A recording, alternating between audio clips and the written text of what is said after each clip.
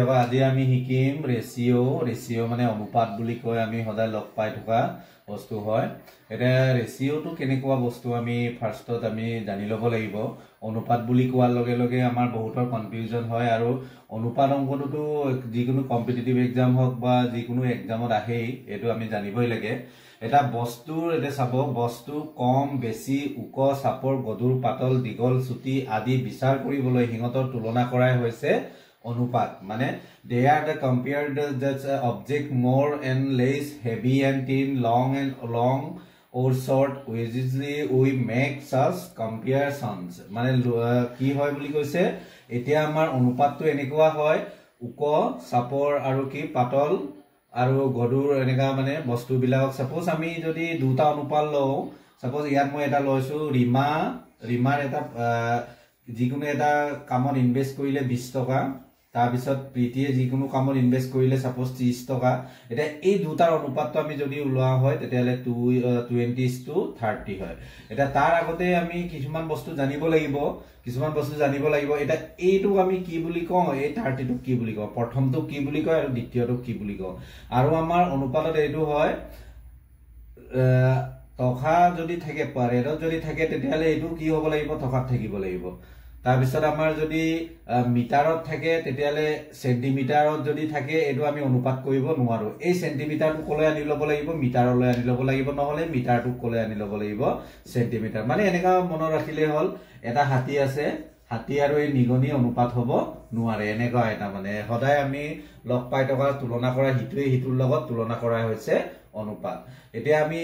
এটো 0 কেনসেল কৰি দিলে আমি অনুপাতক কি বুলি লিখিব পাৰো 2/3 লব আৰু হৰযুক্ত হৈ যায় এটা উপৰটো আমি লব বুলি কয় নিউমিনেটৰ এটো ডিনোমিনেটৰ বুলি কওঁ যিকি নহক আমি এতিয়া তাৰ ৰুল কেটা জানি লম এইটো কি বুলি কয় উপৰটো লবটো কি বুলি কয় হৰটো কি বুলি কয় আৰু অনুপাতটো কেনেকুৱা আমি কিছুমান ৰুল জানিব লাগিব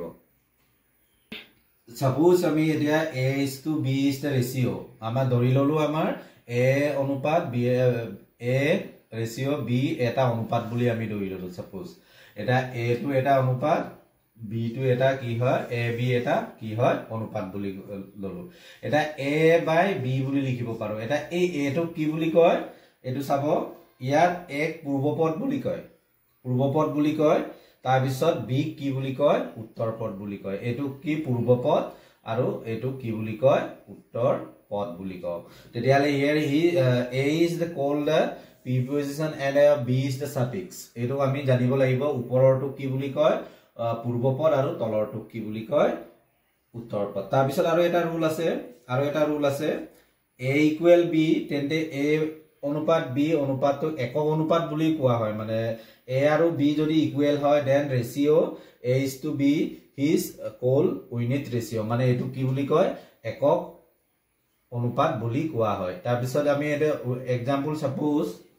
এক্সাম্পলটো আমি লব পাৰো সাপোজ এক্সাম্পল হিচাপে আমি ললো কি ললো 3:3 এটো এটা একক অনুপাত তাৰ পিছত 3:5 এক্সাম্পল এটো পূৰ্ব আৰু উত্তৰ পদৰটো বাস 3:5 আমি লৈ ললো 3/5 এটা এইটো আমাক কি বুলি কয় এটো উত্তৰ পদ আৰু এটো কি বুলি কয় সৰি পূৰ্ব পদ আৰু এটো কি বুলি কয় উত্তৰ পদ বুলি কোৱা হয় এটো নিশ্চয় বুজি পাইছে তাৰ পিছত আমাৰ যদি এট কৈ যদি এটা আটাইতকৈ ইম্পৰ্টেন্ট এটো আৰু এটো এট কৈ যদি b ডাঙৰ হয় তেন্তে এটো লেস দেন দিয়া আছে এট কৈ যদি b ডাঙৰ হয় তেন্তে a অনুপাত b অনুপাতটো লঘু অনুপাত বুলি কোৱা হয় a less than b লঘু অনুপাত বুলি কোৱা হয় এটা কম্পিটিটিভ এক্সাম বিলাকত আৰু আমাৰ যিকোনো পৰীক্ষাত আমাৰ আহিয়ে থাকে তলৰ কোনটো লঘু অনুপাত হয় অপচন দিয়া থাকিব a b তেনেকা অপচন দিয়া থাকিব তেতিয়া আমাৰ যদি তলৰটো হৰটো যদি ডাঙৰ হয় তেতিয়ালে আমি তাক লঘু অনুপাত বুলি কোৱা হয় তাৰ পিছত আৰু এটা ইম্পৰ্টেন্ট এটা আছে এটো a greater than যদি a greater than b মানে b কৈ যদি a ডাঙৰ হয় তেন্তে a is to b অনুপাতটো গুৰু অনুপাত বুলি কোৱা হয় যদি আমাৰ সাপোজ 11 বাই আমাৰ 9 লৈ ললো হয় না 11:9 যদি আমাৰ লবটো যদি ডাঙৰ হয় তেতিয়ালে কি বুলি কোৱা হয় তাক গুৰু অনুপাত বুলি কোৱা হয় এটা পৰীক্ষাত আহিব তলৰ কোনটো গুৰু অনুপাত হয় এনেকা আহিব না if a greater than b then the a is to b ratio ratio' দুটা হ'ল ratio' is cold master ratio' বুলি কোৱা হয় এইটো গুৰু অনুপাত বুলি কোৱা হয় আৰু এটা ৰুল b:a অনুপাতটোক a:b অনুপাতটোৰ বিপৰীত অনুপাত বোলে বিপৰীত অনুপাত এটা ratio' b:a is called the inverse and ratio of the ratio a:b মানে কি হয় 3:b ৰ বিপৰীত অনুপাত 4:3 হ'ব এটো আমি কেনেকা লিখিব পাৰো 3/4 বুলি লিখিব পাৰো ইয়াৰ আমাৰ বিপৰীত ৰেচিঅ' কিমান হ'ব 3/4 হ'ব মানে 3 টো এটো আমি জানো এটো এটা ৰুল তাৰ পিছত আৰু এটা ৰুল আছে a:b আৰু b:a অনুপাত দুটা সাধাৰণ সমান নহয় তেতিয়ালে সমান যদি নহয় এটো আমি নট ইকুৱেল বুলি লিখা হয় the ratio of the a:b are rule which is equal দুটা মান লৈছো find the ratio তাৰপৰা 3 week বা 3 সপ্তাহ আৰু 18 দিন 18 days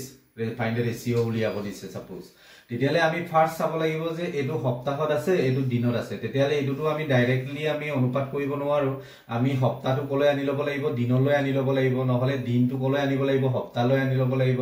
যিকি নহক আমি হৰলৈ যাব লাগে এটা 3 ইনটু কেদিনে এক সপ্তাহ হয় 7 দিনে এক সপ্তাহ হয় তাৰ পিছত আমাৰ এটো কমাটো কি হৈ যাব ৰেচিঅ' হৈ গল তাৰপে অনুপাত হৈ গল 18 18 তাৰ পিছত ইয়াত এতিয়া কি হ'ব দিন ইয়াটো দিন হ'ব অনুপাতত সদায় দিনটো এটো ওপৰত থাকিব যেহেতু এটো তলত থাকিব এটো কাটি যাব এতিয়া চাব এটা 3 7 গুণ কিমান হ'ব 21 বাই আৰু এটো কিমান হ'ব 18 এতিয়া আমি এটো কাটিব পাৰো ইয়াক 3 ৰে গলে ইয়াটো 3 ৰে যাব লাগিব ইয়াক 4 ৰে গলে ইয়াকো 4 ৰে যাব লাগিব লব আৰু হৰক তেতিয়ালে আমাৰ 3 7 গুণ কিমান হয় 21 3 6 গুণ কিমান হয় 18 তেতিয়ালে 7 বাই কিমান হয় 6 এটো আমি অনুপাতত যদি লিখিব যাও তেতিয়ালে 7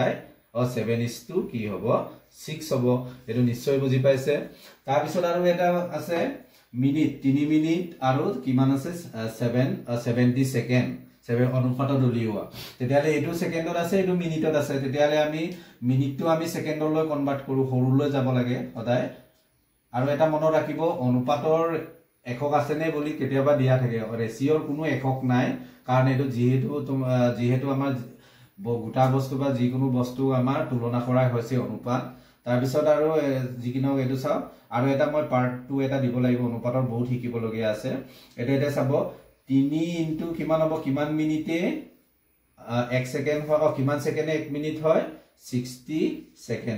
সেকেন্ডে 1 মিনিট হয় তেতিয়ালে ইজ টু 70 সেকেন্ডটো কেনসেল হৈ যাব এটো মিনিটটো সেকেন্ডলৈ আনিলুৱে এটা 300 গুণ কিমান হ'ব 18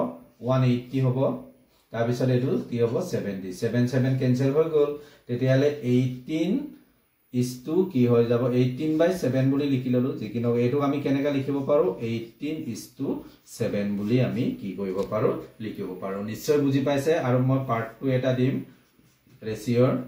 থ্যাংক ইউ আই অফ কৰিলা